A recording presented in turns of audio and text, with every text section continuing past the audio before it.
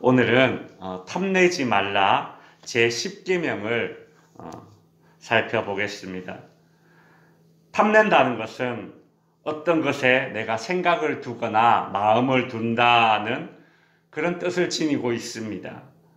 따라서 탐내지 말라라는 이 명령은 우리에게 어떤 바른 마음 상태를 지닐 것을 촉구하는 명령입니다. 바른 마음의 상태를 촉구하는 것이죠. 탐내는 것은 취하는 행동과 연결됩니다. 예를 들어 보겠습니다. 이스라엘 백성들은 아간의 범죄로 인해서 아이성 전투에서 패배를 하게 됩니다. 여호수아 7장 21절에는 이렇게 말하고 있습니다. 이것은 아간에게 한 말인데요. 네가 노력한 물건 중에 시날산의 아름다운 외투 한 벌과 은 200세겔과 50세겔 중에 금덩이 하나를 보고 탐내어 취하였나이다 라고 하죠. 탐내어서 그 다음 어떻게 했습니까? 취하였다, 가졌다, 그 말입니다. 미가서 2장 2절에서 미가 선지자는 이 남유다의 부자들 그리고 권력자들의 그 나쁜 행태를 고발할 때에 이런 말을 했습니다. 그들이 밭을 탐하여 빼앗고 집들을 탐하여 취하였다라고 하죠. 탐내는 그런 마음 상태에서 그 다음 어떻게 됩니까? 구체적인 행동으로 이어지는 것입니다. 탐내는 마음이나 생각은 구체적인 행동으로 발전하게 되어 있으며 탐심이 곧 탈취하려는 구체적인 행동으로 이어지는 것은 정말 시간 문제입니다. 세상 법정에서는 인간의 의도와 행동이 분리되어서 판결될 때가 많습니다. 어떤 나쁜 행동을 했는데 그것이 어떤 나쁜 의도를 가지고 했다라는 것을 증명하기가 쉽지 않기 때문입니다. 또 내가 어떤 나쁜 의도를 가지고 있었지만 그것이 실제적으로 행동으로 이어지지 않는다면 그것은 세상 법으로는 물을 수가 없습니다. 죄로 인정되지 않습니다. 그러나 성경의 윤리과는 다릅니다.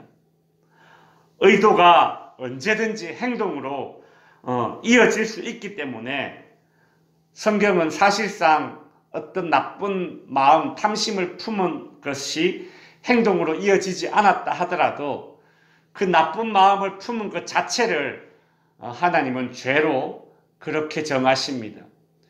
세상 판사들은 사람들의 마음속을 읽을 수 없지만 하나님은 우리의 마음과 생각과 그 깊이까지도 다 파악하시는 분이시기 때문에 그 죄를 물으실 수가 있는 분이죠. 성경은 행동 그 자체뿐만이 아니라 이처럼 모든 행동의 원인이 되는 마음속의 욕망에 집중합니다. 특히 십계명은 어떤 행동보다 그 행동 뒤에 숨어있는 마음속의 탐욕에 주목하고 있습니다. 이 점에 있어서 십계명은 다른 계명들과는 그 강조점이 약간 다르죠. 다른 모든 계명들은 어떤 구체적인 행동에 대한 이야기라면 이 10번째 계명은 그 행동을 유발하는 그 마음에 집중하고 있습니다.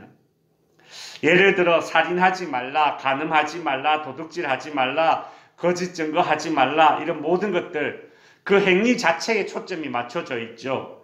그러나 10번째 계명은 우리의 그 마음속에 엄밀히 숨어있는 욕구, 즉 탐심, 탐욕에까지 확대되어서 적용되는 것을 볼 수 있습니다.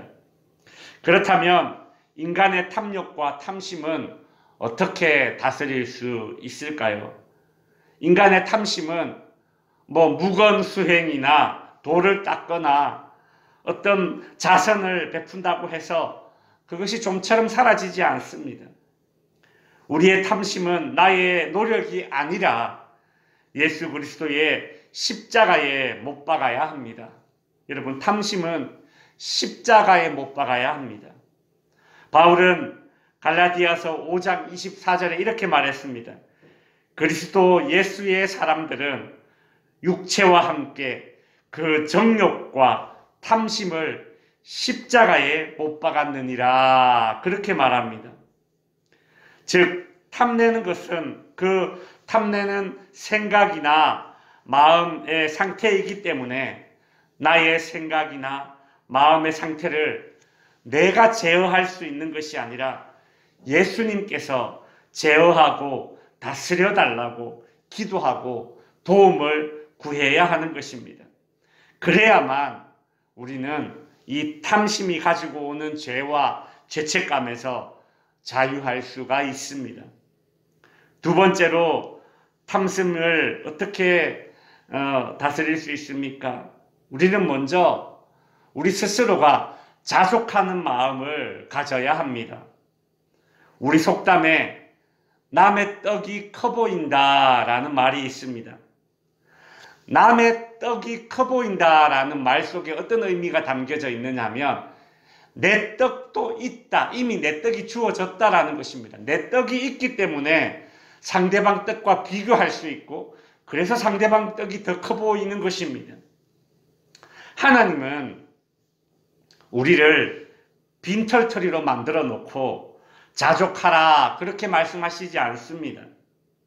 경제적인 부분, 인간관계, 자아성취, 신앙심 등 다양한 방면에서 우리가 가진 것은 각자 그 크기가 다를 수 있음을 인정하고 내가 가지고 있는 것, 내가 몸담고 있는 것에 감사하고 성실하게 살아갈 때에 자족하는 마음이 생기고 그때 이 탐심을 억누를 수 있게 되는 것이죠.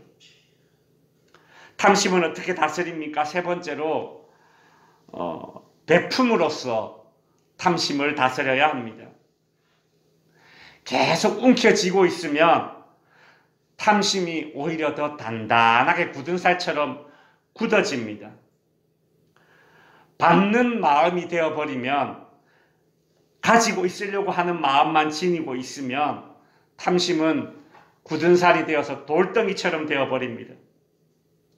내 안에 도사리고 있는 이 탐심의 기세가 약해지기 위해서는 주는 연습을 할 때에 탐심이 다스려질 수 있는 것이죠. 이제 말씀을 정리하겠습니다. 우리는 오늘 10번째 계명을 통해서 1계명부터 9계명들을 9번째 계명까지 이 모든 10계명을 바르게 지키기 위해서는 겉으로 드러난 행동뿐만이 아니라 생각과 마음까지 살펴야 한다라는 것을 깨닫게 되었습니다. 제1계명 하나님이 아닌 다른 신들을 섬기는 태도 속에는 하나님 한 분만으로 만족하지 못하는 탐심이 숨어 있습니다. 제2계명 하나님을 형상화하고 우상을 만드는 그 행동의 이면에는 하나님의 힘을 이용해 보려는 탐심이 숨어져 있습니다. 제3계명 하나님의 이름을 잘못 사용하고 남발하고 그 이름을 마치 주문처럼 사용하는 것도 인간의 욕심 때문입니다.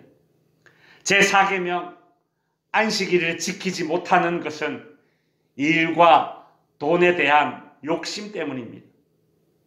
탐심 때문에 제5계명 부모를 공경하지 않고 탐심 때문에 제6계명 남을 살인하기도 하고 탐심 때문에 제7계명 남의 여자와 남자를 탐내어 간음을 벌이고 탐심 때문에 제8계명 남의 것을 부당하게 취하고 탐심 때문에 제9계명 거짓 증거를 하는 것입니다.